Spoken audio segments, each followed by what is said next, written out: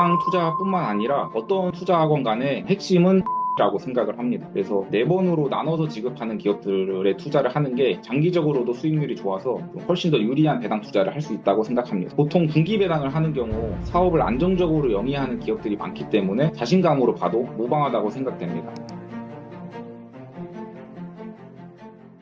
요즘 이번 달까지 사면 배당받는 기업, 이런 리스트 많이 보이는데요.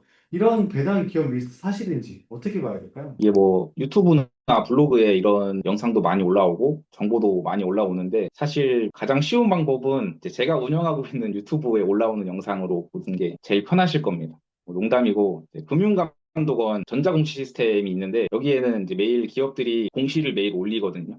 그래서 여기서 사실 보는 게 가장 정확한 방법이고 아니면은 이제 좀 편리하게 보시겠다 싶으시면 한국상장사협의회에서도 확인이 가능하고 이제 카인드라고 불리는 한국거래소 공시 시스템이나 세이브로라고 불리는 증권 정보 포털에서 기업별로 조회를 해서 확인하시는 게 사실 가장 정확하긴 합니다. 근데 요즘에 이제 AI로 영상을 찍어 올리는 경우가 많기 때문에 배당 기준일이 많이 헷갈리실 거거든요. 그래서 이번 달 뭐 6월 30일까지 사면 배당 받는 기업 이런 식으로 기업이 올라와도 배당 기준일을 잘 확인하셔가지고 이 영업일 전에 투자를 하셔야 배당금을 받을 수 있다는 점을 꼭 숙지하신 다음에 이 영상들을 보시면 좋을 것 같습니다. 1년에 한 번 받는 배당이 있고 1년에 4번 받는 배당이 있는데 4번이 더 솔깃하게 들려요. 실제로 투자자 입장에서 어떤 차이가 있는 건가요? 배당 투자뿐만 아니라 어떤 투자학원 간에 저는 핵심은 복리라고 생각을 합니다. 그래서 뭐 1년에 한 번 주냐, 1년에 4번 주냐, 그런 차이도 있지만 1년에 4번 주는 게 더 투자자들에게 좋은 이유를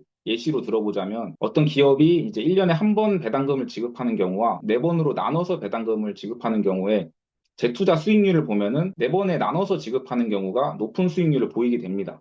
그리고 1년에 한 번 배당금을 지급하면 사실 좀 오랜 기간을 기다려야 하고 그 사이에 이제 주가 변동성이 나타나거나 하면 심리적으로도 많이 좀 흔들릴 수가 있습니다. 근데 1년에 4번 배당금을 지급하면 심리적으로 좀 안정감을 가질 수도 있고 이제 배당금을 받게 되면 재투자하는 것이 중요하지만 혹시나 그 달에 어떤 생활비를 써야 된다거나 큰 돈이 나갈 때가 있다고 하면은 자금을 활용하는 방법에서도 4번으로 나눠서 지급하는 게 조금 더 유리하다고 볼 수 있습니다.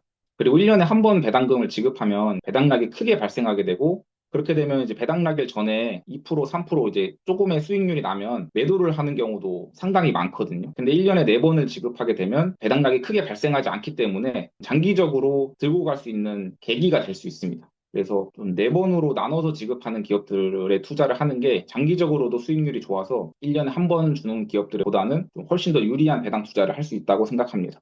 이번 달 배당 기업 리스트를 본다면 어떤 걸 보고 어떤 기업을 먼저 걸러내시나요? 최근 들어서 이제 분기 배당을 하는 기업들이 많아지고 있고, 과거에는 배당금이 얼마인지도 모르고 투자하는 깜깜이 투자를 많이 진행을 했었습니다. 근데 이제 최근에는 배당금이 얼마인지 먼저 투자자들에게 공시하고 이제 배당 기준일을 설정하는 정책이 자리를 잡으면서 투자자들 입장에서 이제 사실 편해지긴 했습니다. 편해지긴 했는데 그만큼 1년에 한 번 공시가 올라오다가 이제 1년에 4번 공시가 올라오기 때문에 신경 써야 되는 부분은 늘었다고 볼 수 있습니다. 그리고 그 기업이 배당금을 지급할 때 사업 수익을 통해서 지급을 하는 것인지 아니면 자본준비금을 감액해서 배당금을 지급하는 것인지 아니면 보유 중인 자산을 매각해서 배당금을 지급하는 것인지 봐야 되는데 이제 수익을 통해서 배당금을 지급하면 뭐 당연히 너무 좋은 기업이라고 볼 수 있는데 이제 보유 중인 자산을 매각한다거나 이제 자본준비금을 감액해서 하는 경우에는 장기적으로 좀 좋지 않을 수도 있기 때문에 이런 부분을 좀 잘 살펴보셔야 됩니다. 그리고 아까 전에도 말씀드렸듯이 이제 기업이 공시한 배당 기준일로부터 이 영업일 전에 보유를 하고 있어야 배당금을 받을 수 있기 때문에 이제 그 이 영업일을 잘 기억하시고 이제 투자를 하셔야 됩니다. 말씀하신 대로 배당을 받으려고 샀는데 막상 배당을 받고 나면 주가가 빠지는 경우가 있습니다. 저희가 어떻게 보면 되는 건가요? 배당금을 받을 수 있는 권리일이 지나고 나서 주가가 빠지는 것을 배당락이라고 부르는데 이제 기업이 보유하고 있는 이익잉여금에서 배당금을 주는 거거든요. 그래서 그게 즉 자본이 빠져나갔기 때문에 일시적으로 기업 가치가 하락하면서 주가가 빠지는 경우가 배당락입니다. 근데 이제 기업이 이제 계속해서 사업을 영위하고 다시 이익잉여금이 쌓이게 된다면 주가는 대부분 제자리로 돌아오거나 오히려 상승하는 경우가 많습니다. 근데 이제 재당락이 아닌데도 주가가 빠지는 경우에는 업황이 둔화되었거나 실적에 문제가 생겼을 수도 있기 때문에 기업 분석을 다시 해보는 것이 좋습니다. 예를 들어서 어떤 기업이 배당금을 3,000원을 지급을 했는데 배당 낙일에 3,000원 빠지고 시작하는 게 정상적인데 오히려 3,000원보다 더 크게 5,000원, 6,000원이 빠지고 시작을 하게 되면 기업에 이제 무슨 문제가 생긴 경우가 많기 때문에 이런 경우에는 좀 꼼꼼히 따져 보셔야 됩니다. 중기 배당을 한다는 거는 단순히 자주 준다는 뜻인가요? 이게 그냥 기업이 그만큼 자신 있다 이런 신호로 보면 되는 걸까요? 개인적으로 자신이 있다는 신호로 자주 보는데요. 오랜 기간 안정적으로 1년에 한 번 배당금을 지급하는 기업이 이제 주주 친화적인 모습을 보이기 위해서 분기 배당을 시행한다고 하면 그만큼 이제 사업 소득에 대해서 현금 흐름에 자신이 있다는 신호로 볼 수도 있습니다. 근데 배당금을 오랜 기간 지급하지 않거나 이제 뭐 작년에는 500원을 지급했다가 올해는 갑자기 뭐 1,500원을 지급한다.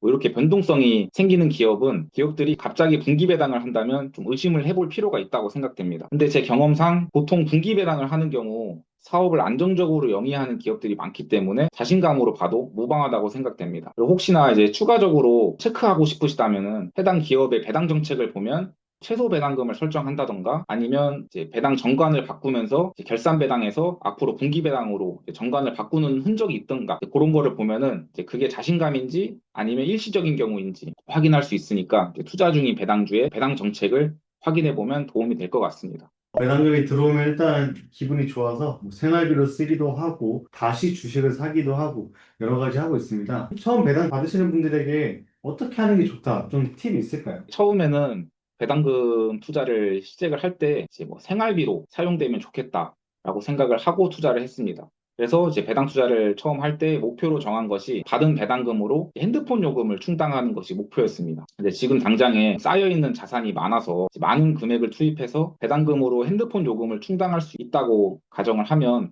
더할 나위 없이 좋겠지만 처음에는 이제 배당 투자가 생소하기도 하고 그렇기 때문에 소액으로 시작하는 것이 좀 좋다고 생각을 합니다. 근데 이제 소액으로 시작을 하면 사실 핸드폰 요금 이제 몇만 원만큼 이제 배당금이 나올 때까지는 상당히 오랜 시간이 걸리고 이제 재투자하는 것이 이제 경험적으로도 저는 좋다고 생각을 해서 이제 목표를 어느 정도 정해놓고 투자를 하는 것이 좋다고 생각합니다. 그리고 이제 재투자를 하다 보면 이제 배당 투자에 대해 좀 재미도 붙고 욕심이 생기게 돼서 이제 당장의 목표는 핸드폰 요금이었지만 그걸 넘어서서 뭐 전기료나 가스비 등 뭐 공과금을 충당하는 것으로 목표를 상향시켰던 제가 경험이 있거든요. 그래서 처음에는 소액으로 시작하고 이제 받은 배당금을 재투자해서 재미를 붙인다면 요걸 재투자할지 생활비로 사용할지에 대한 고민이 좀 사라지게 되실 겁니다. 나중에 이제 은퇴를 하시거나 돈이 필요한 시기가 온다면 그때 생활비로 사용하거나 목적에 따라 사용하는 것이 저는 개인적으로 좋다고 생각합니다. 과거에는 배당 투자가 인기가 없었고 정책적으로도 별로 배당 투자에 대해 우호적인 시장이 아니었습니다.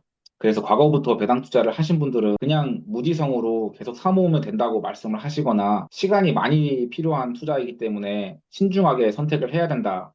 라고 말씀을 하시는 경우가 많았습니다. 그래서 배당 투자를 하신다면 받은 배당금을 재투자하여 계속 사모으는 것도 중요하고 처음부터 큰 금액을 투입하기 어렵기 때문에 시간이 좀 많이 필요한 투자인 것은 맞습니다. 하지만 최근에는 이제 정책적으로도 우호적인 환경이 만들어지고 있고 기업들도 자발적으로 주주 환원에 대한 의지를 보이는 경우가 많아지고 있습니다. 배당 투자는 어떻게 설계를 하느냐에 따라 목표까지의 시간을 단축시킬 수 있고 남들보다 적은 금액으로도 세금과 건강보험료 등을 피하면서 빠르게 경제적 자유에 다가설 수 있는 투자 방법이라고 생각을 합니다. 그래서 저는 배당 투자를 기다림의 미학이 아니라 설계의 결과라고 사람들에게 말을 하고 다닙니다. 제가 오랜 기간 배당주를 다루는 블로그와 유튜브를 운영하면서 분석한 내용과 실제 배당 투자 경험을 토대로 집필한 나는 국내 배당 투자로 빚을 다 갚았다가 이번에 출간이 되었습니다. 현재 배당 투자를 진행하고 계시거나 앞으로 진행 예정인 투자자들의 시간을 단축시켜드리기 위해 집필을 했으니 많은 관심 부탁드리겠습니다. 그리고 마지막으로 배당 투자를 하신다면 오랜 시간이 걸리겠지만 끝까지 포기하지 않으신다면 분명히 남들보다 빠른 은퇴가 가능하시다고 생각을 하고 좀 안정적인 노후를 맞이할 수 있다고 생각을 하니까 끝까지 포기하지 않고 힘내셨으면 좋겠습니다. 그래서 뭐 추가적으로 혹시나 뭐 배당 투자에 대해서 궁금한 내용이 있으시다면 제가 운영하고 있는 이제 배당의 민족 유튜브 채널을 통해서 제가 운영하는 따로 단톡방도 있고 네이버 카페도 있으니까 편하게 찾아와서 많이 물어봐 주시면 감사할 것 같습니다.